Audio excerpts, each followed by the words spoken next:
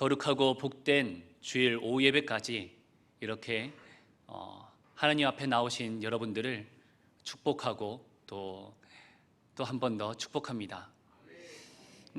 오늘의 말씀의 제목은 이름을 불러주셨을 때입니다. 누가 누구를 부른 걸까요? 네, 예수님께서 한 사람을 부르셨습니다. 그 이야기를 나누고자 합니다.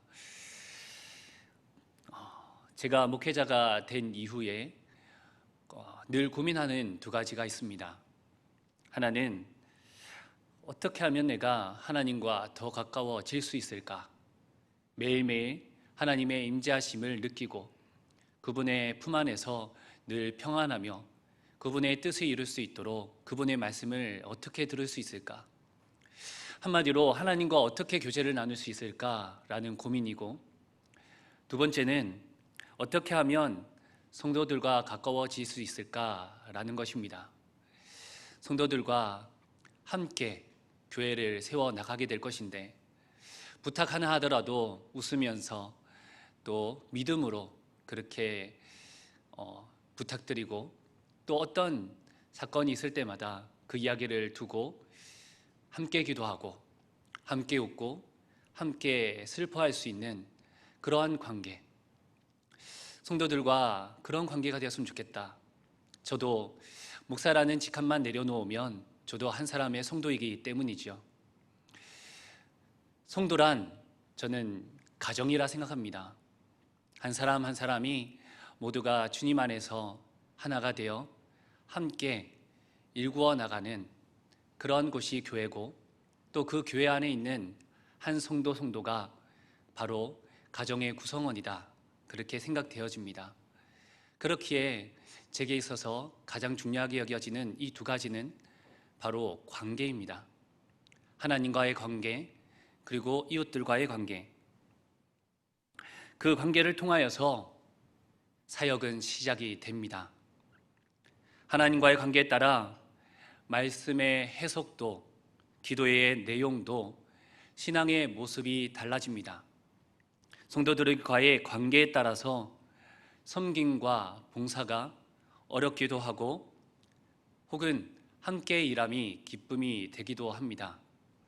여러분은 어떠십니까? 여러분들의 관계는, 하나님과의 관계, 또 내 옆에 있는 성도들과의 관계는 어떠하십니까? 성도 여러분은 좋은 관계를 유지하기 위해서, 좋은 관계를 가지기 위해서 가장 우선적으로 하시는 것은 무엇입니까? 학교에서나 직장에서나 어딜 가든지 처음에 사람을 만나게 되면 가장 먼저 하는 것은 제가 볼 때는 소개인 것 같습니다. 선생님이 아이들에 대해서 소개하고 또 자신을 소개합니다. 소개할 때 우리는 무엇을 먼저 이야기를 나눕니까? 어떤 내용을 먼저 알려줍니까? 저 같은 경우는 그렇죠, 이름입니다. 나는 누구입니다. 나는 안창규입니다. 그렇게 저를 먼저 소개하고는 합니다. 이름이 무엇이기 때문에 그렇게 가장 먼저 소개하는 것일까요? 이름에 자신의 모든 것이 담겨 있기 때문이죠. 이름은 곧 자신을 의미하기 때문이라 여겨집니다. 우리는 아기 때부터 부모님을 통해서 또 어른들을 통해서 자신의 이름을 수없이 듣습니다. 그러면서 이 이름을 가진 내가 바로 나구나 라는 존재에 대한 인식을 가지게 됩니다. 그리고 부모님께서 지어주신 이름 외에 그 어떤 다른 이름을 불러도 우리는 앞을 가다가 뒤에서 부른다 할지라도 돌아보지 않습니다. 오직 나의 이름을 부를 때에 뒤를 돌아보게 되어져 있습니다. 그래서 저는 이름을 알고 부르는 것만큼 다가가고 친해지기 위해 가장 좋은 것은 없다, 그렇게 생각합니다. 어린이들은 바로 나타납니다. 몇 번 만나고 나면 그 아이들이 저에게 질문하는 것들이 있습니다. 제가 아동부만 10년 이상을 그렇게 섬겨왔는데 아이들이 한결같이 하는 말은 전도사님, 목사님, 제 이름이 뭔지 아세요? 입니다. 이름을 알면 가까워집니다. 그리고 다음 이야기가 진행됩니다. 그런데 이름을 모르면 실망하거나 자신의 이름이 무엇이다라고 가르쳐주거나 혹은 뒤돌아서서 가버립니다. 자신에게 관심이 없다고 생각하기 때문이죠. 아이들만 그럴까요? 어른들도 마찬가지입니다. 때로는 제가 실수로 다른 분의 성함을 이야기했을 때 그분은 저에게 이렇게 말했습니다. 아닌데요? 제 이름도 모르면서 그렇게 하면서 쏙 가버립니다. 그때 얼마나 당황스럽고 죄송하고 막 요람을 찾아봐도 근데 얼굴이 없습니다. 되도록이면 우리 성도님 요람을 고칠 때는 꼭 사진을 바꿔주셨으면 좋겠습니다. 최소한 5년 지나면 바꿔주실 수 있으면 좋겠습니다. 누구 집사님, 누구 권사님 정확한 이름과 호칭을 들으실 때 여러분은 어떠하십니까? 저는 저의 이름을 불러줄 때 저는 제가 특별한 존재가 됩니다. 안창규 목사님, 찬규야, 찬규씨 이렇게 함께 호칭이 붙여질 때, 이름과 함께 호칭이 붙여질 때 저는 그때마다 제가 특별한 존재임을 느끼게 됩니다. 아, 저 사람은 나를 아는구나. 나를 기억하는구나. 나에 대해서 다 알 수는 없겠지만 그래도 무엇인가 나에 대해서 들은 게 있구나. 이름을 기억한다는 것은 혹은 이름이 기억된다는 것은 서로가 어떤 방식과 상황에서 연결이 되어 있다는 것입니다. 지나가는 어떤 사람이 아닌 다른 어떤 사람이 아닌 나에게 있어서 그리고 너에게 있어서 특별한 존재가 되는 것입니다. 그래서 저는 부임 후 지난 한 해를 뒤돌아보면 참으로 좀 안타깝게 느껴집니다. 왜냐하면 신방을 하지 못했기 때문입니다. 목사님과 함께 어디든지 그 성도님들의 집을 방문하고 30분 혹은 길게는 2시간 동안 신방을 하면서 그분의 이야기를 들으면서 그분의 이름을 기억하기가 더욱 수월해집니다. 그리고 요람 속 사진을 보고 아, 저분이 다르구나. 이렇게 더 예쁘시구나, 더 잘생기셨구나 그렇게 파악을 하게 됩니다. 그런데 그렇게 하지 못하는 저의 심정이 얼마나 안타까운지요. 게다가 마스크까지 쓰고 계시니 마스크 벗으셨을 때랑 또 다른 분이 몇몇 보이시더라고요. 저도 마찬가지일 거라 생각합니다. 이렇게 마스크를 벗은 모습을 아마 본 분들은 많지 않으셨을 겁니다. 아, 안창기 목사 저렇게 생겼구나. 코는 가렸을 때는 참 잘생겼더니 코를 빼고 나니까 좀 이렇게 좀 중구난방하게 생겼구나. 어쨌든 답답하기도 하면서도 또 죄송스러운 마음이었습니다. 최대한 오는 분들, 가는 분들 그분의 이름을 기억하려고 노력해 보았습니다. 그렇다고 해서 지나가시면서 제 앞에서 제 이름 뭐예요? 라고 하진 않으셨으면 좋겠습니다. 제가 난감할 수 있을 때가 있을 것 같아서요. 그래도 이름이 기억되는 그 순간 남이었던 분이 님이 됩니다. 이웃이 됩니다. 후광이 비치는 것처럼 그분이 지나가실 때 그분이 또렷하게 보이게 되는 것을 저는 느낍니다. 누군가가 자신의 이름을 기억하고 있다는 것은 참 기쁘고 소중한 것입니다. 어떤 연예인이 레드카펫을 밟고 지나가는데 그 수많은 관중 중에 있던 저 자신을 알아봐 준다면, 게다가 이름까지 불러준다면 얼마나 기쁠까요? 하물며 모든 만물을 지으신 그 주권자이신 구원자이신 예수님께서 수많은 사람 중 자신의 이름을 불러주실 때 그때 그 사람의 이름은, 그 사람의 마음은 어떠했을까요? 주여. 예수님께 이름이 불린 그 한 사람의 이야기를 오늘 함께 나누고자 합니다. 오늘 이 시간 예수님께서 이 한 사람의 이름을 부르셨을 때 그가 어떠한 변화가 있었고 그의 변화가 우리에게 어떤 교훈과 메시지를 주는지 함께 나눠보고자 합니다. 삭개오가 있습니다. 그는 자신이 사는 여리고라는 지역에서 머물고 있는데 예수님께서 오신다는 소식을 들었습니다.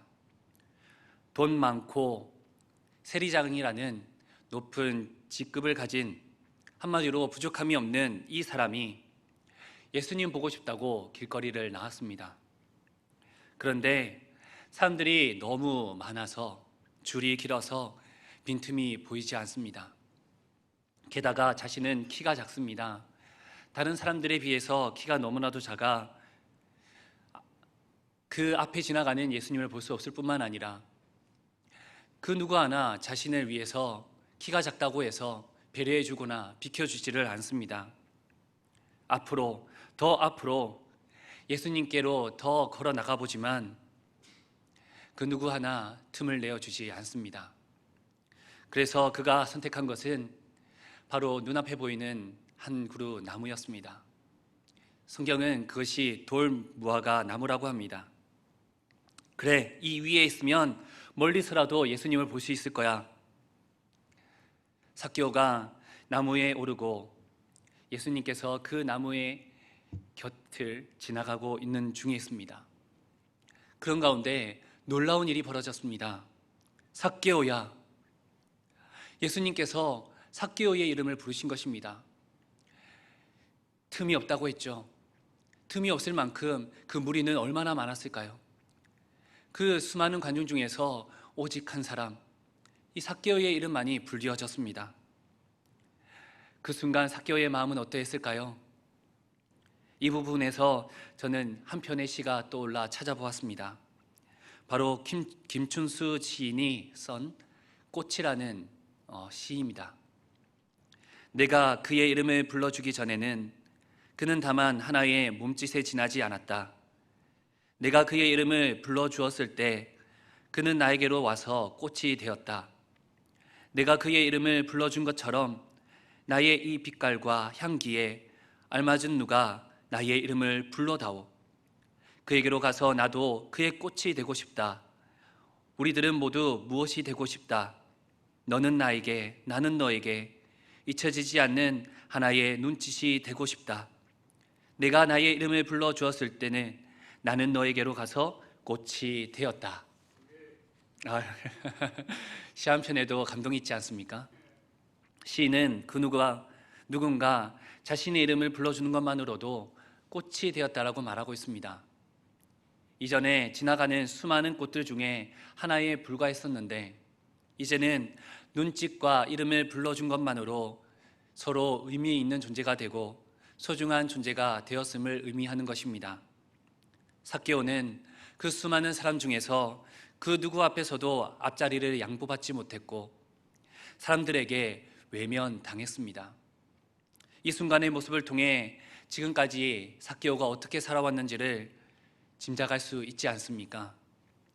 그 누구도 자신에게 관심이 없습니다. 그저 그의 얼굴을 보고 그냥 싫어했을 겁니다. 왜냐하면 그의 직분 때문이기도 하고 그가 했던 행동 때문이기도 하겠죠. 과연 삭개오의 이름을 기억한 사람은 많지는 않았을 겁니다. 그러니 삭개오는 그동안 외롭습니다. 두렵습니다. 어떤 상황에서도 누군가 함께 무엇인가를 나누고 대화할 사람도 없습니다. 그런데 그런 그가 팔불출처럼 나무 위에 달려있는 자신을 바라봅니다. 수많은 사람들은 그가 참으로 엉뚱한 일을 한다라고 비난하고 있었을 겁니다. 그런데 그런 가운데 유독 예수님은 그를 다르게 봅니다. 그를 마치 이전에 알고 있었던 것 같이 이름을 불러주십니다. 그런 예수님이 삭개오에게는 너무나도 친근합니다. 예수님이 삭개오에게 얼마나 소중한 존재가 되었을까 가히 느껴지지 않으십니까? 삭개오가 이때 너무 감사하고 너무 기뻐서 찬양을 불렀다면 어떤 찬양을 불렀을까? 나 무엇과도 주님을 바꾸지 않으리, 다른 어떤 은혜 구하지 않으리, 오직 주님만이 내 삶의 도움이시니 주의 얼굴 보기 원합니다. 주님 사랑해요. 온 마음과 정성 다해 하나님의 신실한 친구 되길 원합니다. 이게 바로 삭개오의 고백이 되지 않을까요? 예수님께서 나의 이름을 불러주셨을 때 나는 예수님의 친구가 되고 싶습니다. 자신의 존재를 알아주시고 그림자와 같이 살았던 자신이 아싸와 같은 인생, 아웃사이더와 같은 인생이었던 자신이 이제는 인사이더, 이제 사람들 속에서 내가 인정받고 또 이름이 불려지는 그런 인생으로 나오게 하신 그 예수님이 삭개오에게는 그 무엇과도 바꿀 수 없는 존재가 되었을 겁니다. 5절입니다. 예수께서 그곳에 이르사 쳐다보시고 이르시되 삭개오야 속히 내려오라, 내가 오늘 내 집에 유하여야 하겠다. 예수님은 이름을 불러주신 것뿐만 아니라 무엇을 하셨다고 기록되어 있습니까? 삭개오의 집에 찾아가셨습니다. 이때 삭개오의 행동에 주목하십시오. 6절, 급히 내려와 즐거워하며 영접하거늘. 현대어 성경은 이렇게 번역합니다. 얼른 내려와서 기쁜 마음으로 예수님을 자기 집에 모셨다. 삭개오는 예수님께서 오신다는 소식은 알고 있었지만 정작 자신의 집에 올 것이라는 것은 자신도 그 누구도 상상하지 못했을 겁니다. 집에는 아무것도 준비가 되어 있지 않을 겁니다. 음식 준비도 되어 있지 않고 청소도 되어 있지 않을 겁니다. 집이 엉망일 수 있습니다. 거기다 사람들이 손가락질하는 세리 집에 예수님이 오신다면 분명 예수님이 어려움에 처할 수 있는 상황입니다. 너무나도 기뻐서 나 이름을 불러주신 그분과 친구가 되고 싶은데 만약에 그 친구가 다른 사람들에게 비난을 받거나 나쁜 일을 당한다면 안 되지 않습니까? 당연히 자신을 알아주신 예수님께 해가 되지 아니하도록 거절하는 것이 합당한 것 아니겠습니까? 이름을 불러주시고 기억해 주셔서 감사합니다. 하지만 저 같은 저인의 집에 들어오시면 예수님이 비난을 받습니다. 저는 예수님이 힘든 것이 쉽습니다. 그렇게 거절할 수 있었을 겁니다. 그런데 삭개오는 자신의 이름을 불러주신 그 예수님을 모시고 집으로 향합니다. 사람들은 당연히 예상대로 수근수근 거립니다. 그가 누구입니까? 몸을 팔듯이 나라를 팔아먹는 그런 존재로 여겨진 세리였습니다. 모든 사람의 무시의 대상, 경멸의 대상이었습니다. 그 시절 그 세리는 사람보다 더 못한, 짐승보다 못한 저주받은 그런 존재라고 여겨졌습니다. 그 사실을 예수님이 모르셨을까요? 예수님은 당시 여리고의 유지들, 부유한 자나 권세 잡은 자나 존경받은 자들을 만나 변증하며 설득하여 지혜로운 사람들로부터 존경받을 수도 있으셨습니다. 그러나 예수님은 모든 사람들에게 외면당하고 손가락질 받던 죄인의 집에 머무셨습니다. 당시 최악의 존재를 만나신 것입니다. 사람들은 이해할 수 없습니다. 그러나 우리는 압니다. 예수님께서 무시당하고 손가락질 받는 그를 찾으시고 그의 집에 머무신 그 이유가 무엇입니까? 성경의 10절 말씀에 그 말씀의 이유가 나옵니다. 10절 말씀을 함께 읽겠습니다. 은자가 온 곳은 잃어버린 자를 찾아 구원하려 함이니라. 아멘. 무엇 때문이십니까? 잃어버린 자를 찾아 구원하시기 위하여. 아멘. 본문과 함께 찾아볼 말씀이 있습니다. 마태복음 18장 12절에서부터 14절입니다. 마태복음 18장 12절에서부터 14절 말씀입니다.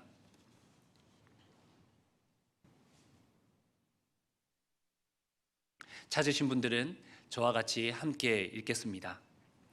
너희 생각에는 어떠하냐? 만일 어떤 사람이 양 100마리가 있는데 그 중에 하나가 길을 잃었으면 그 99마리를 산에 두고 가서 길 잃은 양을 찾지 않겠느냐? 진실로 너희에게 이르노니 만일 찾으면 길을 잃지 아니한 99마리보다 이것을 더 기뻐하리라. 이와 같이 이 작은 자 중에 하나라도 잃는 것은 하늘에 계신 너희 아버지의 뜻이 아니니라. 아멘. 하나라도 잃어버리는 것이 하나님의 뜻이 아니라고 했습니다. 하나라도 구원의 길로 인도해 주는 것이, 하나님 품으로 인도하는 것이, 예배의 자리로 인도하는 것이 누구의 뜻이라고 했습니까? 하나님의 뜻이라고 했습니다. 이 말씀을 참고하여 우리 추수 감사주일날 꼭 내 곁에 떠오르는 그 한 사람 꼭 데려와 주시길 바랍니다. 교회로부터 멀어지고 예배로부터 멀어지고 하나님으로부터 멀어지는 것은 하나님의 뜻이 아닙니다. 하나님의 뜻은 하나님께로, 교회로, 예배로, 구원의 길로 그렇게 더욱더 가까이 오는 것입니다. 주님은 세상에서 버림받고 희망이 없다고 손가락질 받는 삭개오와 같은 그런 인생을 바라보시며 너도 구원받을 자격이 있다. 너도 나의 잃어버린 양이다.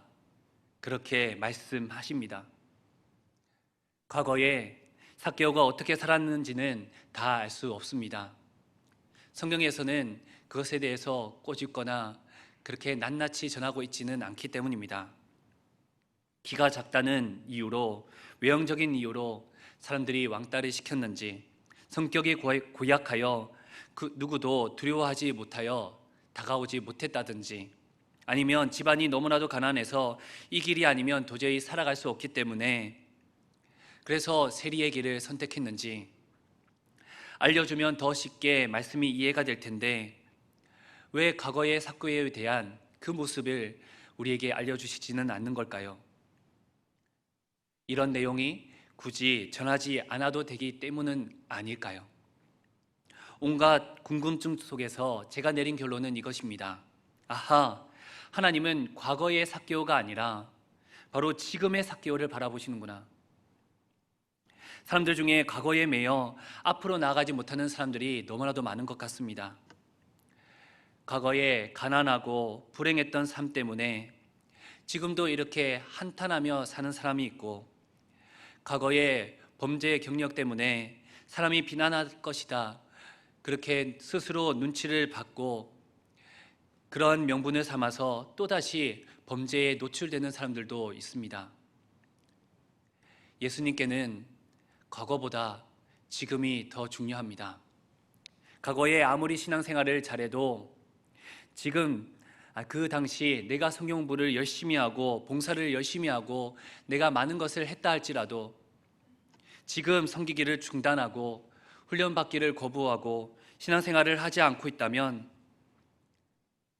그에게 하시는 하나님의 말씀은 게으르다, 악하다라고 했던 그 종을 향한 말씀뿐이지 않을까 생각합니다. 반대로 이전에 어떤 죄의 길에 있었다 할지라도 지금 예수님을 믿고 지금 신령과 진정으로 예배드리며 지금 섬기기를 기뻐하고 지금 하나님의 뜻에 따라서 최선을 다하는 그를 하나님께서는 기뻐하십니다.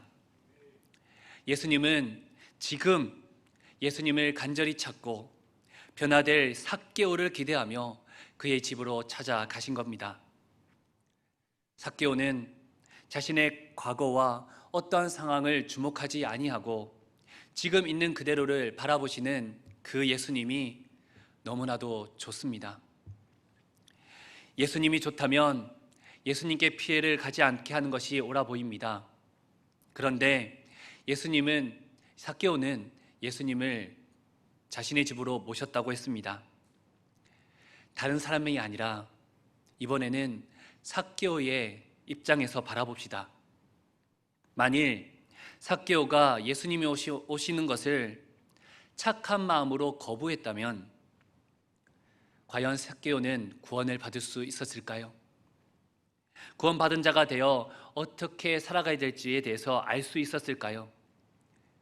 집을 깨끗이 치워놓은 뒤 조금 더 선한 사람이 된 뒤, 마음의 준비가 된 뒤, 더 나아진 뒤 예수님을 그 때에 모시려고 한다면 과연 그때에는 예수님을 만날 수 있는 걸까요?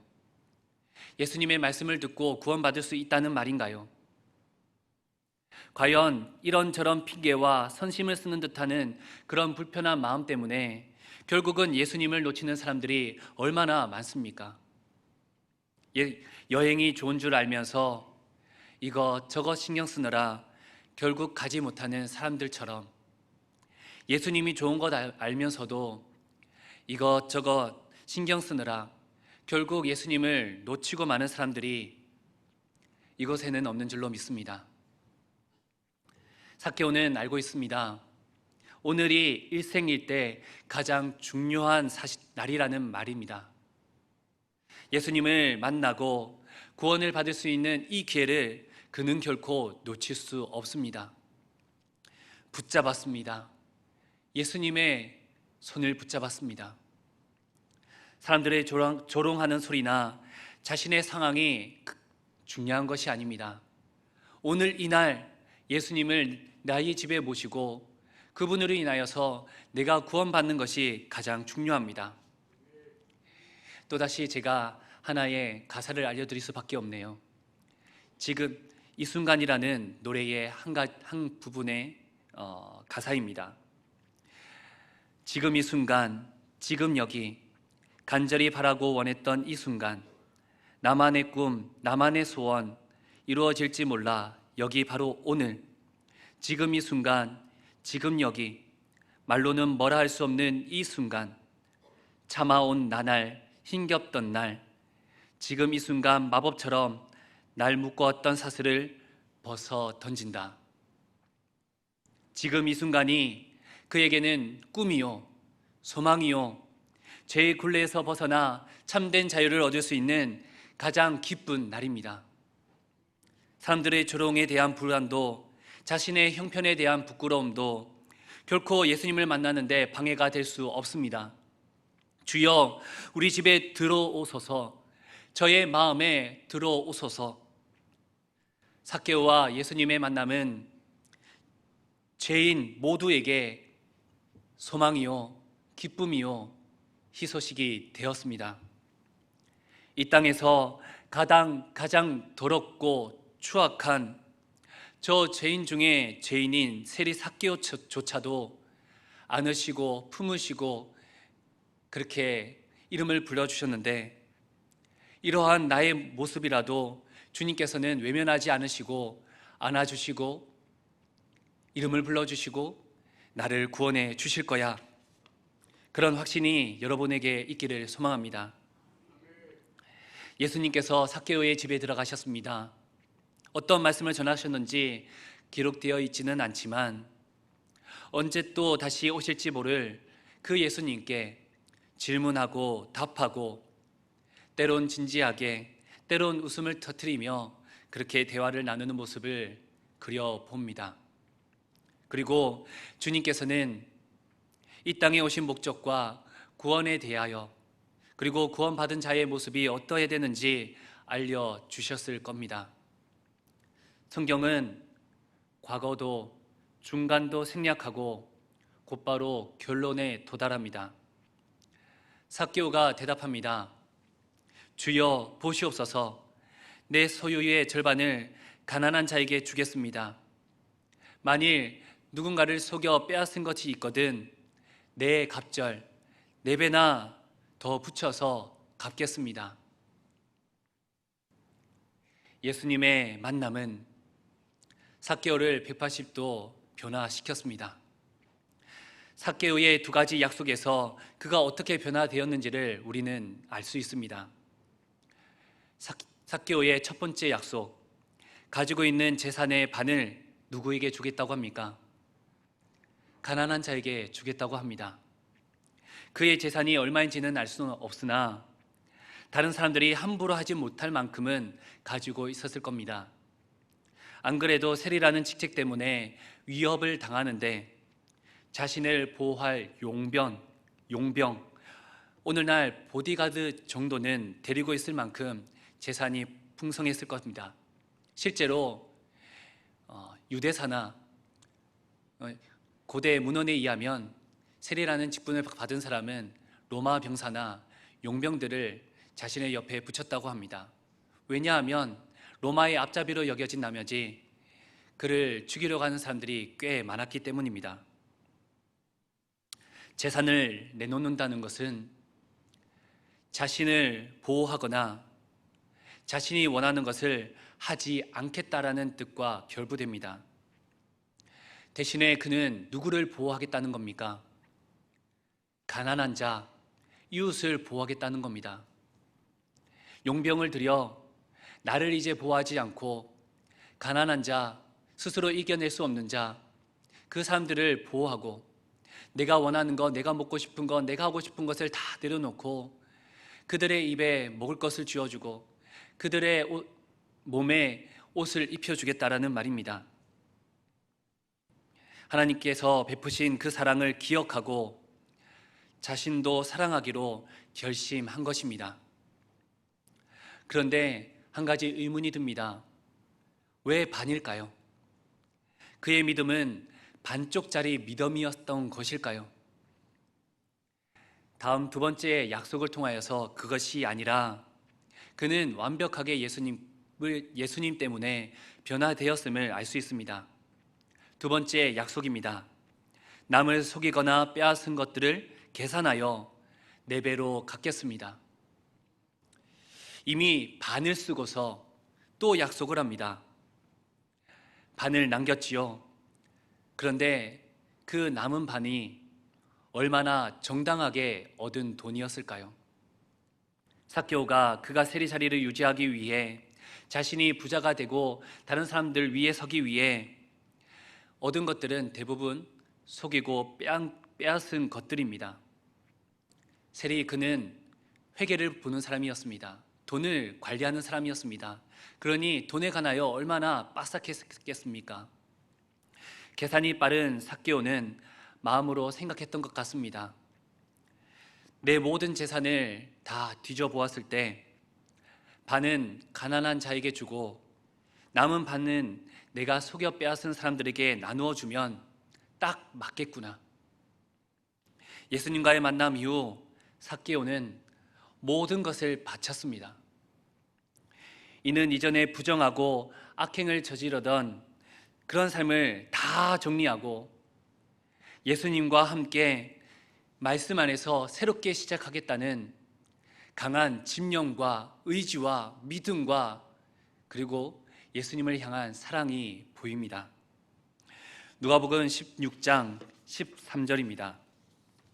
누가복음 16장 13절 제가 읽겠습니다. 집 하인이 두 주인을 섬길 수 없나니 혹은 이를 미워하고 저를 사랑하거나 혹 이를 중히 여기고 저를 경히 여길 것임이니라. 너희는 하나님과 재물을 겸하여 섬길 수 없느니라. 아멘. 삭개오는 확실히 단절했습니다. 삭개오는 자신의 우상을 완전히 무너뜨렸습니다. 자신을 죄의 길로 인도했던 재물을 다 내려놓고 삭개오는 예수님을 선택했습니다. 혹시 여러분에게도 삭개오와 같이 완전히 돌이키고 떠나야 될 그런 그 어떠한 죄의 근원은 없지 않습니까? 예수님과 저울질하며 내가 더욱 사랑하는 것이 있다면 우리는 구원의 길로 이럴 수 없습니다. 예수님을 만나지도 믿지도 못하게 하는 모든 죄의 근원을 끊어낼 수 있는 용기와 결단이 여러분에게 있기를 원합니다. 얼마나 예수님을 사랑했던지 자신의 가장 귀한 재물을 모두 내어드렸습니다. 모든 것을 내어드린 것 같으나 그 모든 것을 다 빼앗긴 것 같으나 그러나 그 모든 것보다 가장 귀한 것을 얻었습니다. 180도 달라진 삭개오에게 예수님께서 말씀하십니다. 오늘 구원이 이 집에 이르렀으니 이 사람도 아브라함의 자손이러라. 아멘. 예수님은 내 믿음이 너를 구원하였다 하지 않으시고 오늘 구원이 이 집에 이르렀다고 하셨습니다. 삭개오 한 사람의 믿음으로 그 집에 거하는 모든 사람들이 구원을 받게 되었다는 것을 말합니다. 예수님을 만나면 자신을 사랑하시는 하나님을 만나게 됩니다. 예수님을 만나면 지난 시간 속에서 자신의 죄를 회개하고 변화를 시도하게 됩니다. 만약 예수님을 만난 삭개오의 이야기를 더 기록했다면 그가 자신을 사랑하는 하나님의 은혜 속에서 자신이 가진 죄의 굴레를 끊어버리고 성실과 정직으로 하나님의 뜻을 이루며 살았을 것이다. 그렇게 기록하였을 겁니다. 또 한 가지 기록도 있을 겁니다. 예전에 있었던 과거의 길, 그때가 부럽지만 그때가 그립지만 그러나 지금 이때에 그 예수님을 만난 것보다 더 중요하지 않다. 갈등하지만 늘 이겨내고 불안하지만 늘 하나님께 거하고 어려움이 있지만 그때마다 하나님의 도우심을 늘 체험하며 살아가는 삭개오가 되었을 겁니다. 삭개오는 남이 아니라 바로 우리의 모습입니다. 세상 속에서 죄로 인해 외로움과 두려움 속에서 살 수밖에 없는 그 수많은 사람들 중에 한 사람입니다. 그러나 그런 우리에게 예수님께서 먼저 찾아오시고 우리의 이름을 불러주셨습니다. 우리를 잘 아시는 그 예수님께서 우리의 이름을 부르사 이 세상에서 가장 아름다운 존재가 되었고 이 세상에서 가장 귀한 구원의 기쁨을 선물로 받았습니다. 사랑하는 성도 여러분, 삭개오처럼 우리를 부르시는, 우리의 이름을 부르시는 그 소리에 민감하시길 원합니다. 그분이 여러분의 이름을 부를 때 주님, 제가 여기 있습니다. 저의 집에 머무소서, 그렇게 고백할 수 있기를 바랍니다. 그리하여 구원의 기쁨을 날마다 누리고 그리고 구원의 기쁨의 그 약속을 통하여 우리가 온전히 살아가고 그리고 그 구원의 기쁨을 내 이웃에게 함께 나눌 수 있는 그런 그릇이 될 수 있기를 간절히 소망하며 간절히 축원합니다. 기도하겠습니다.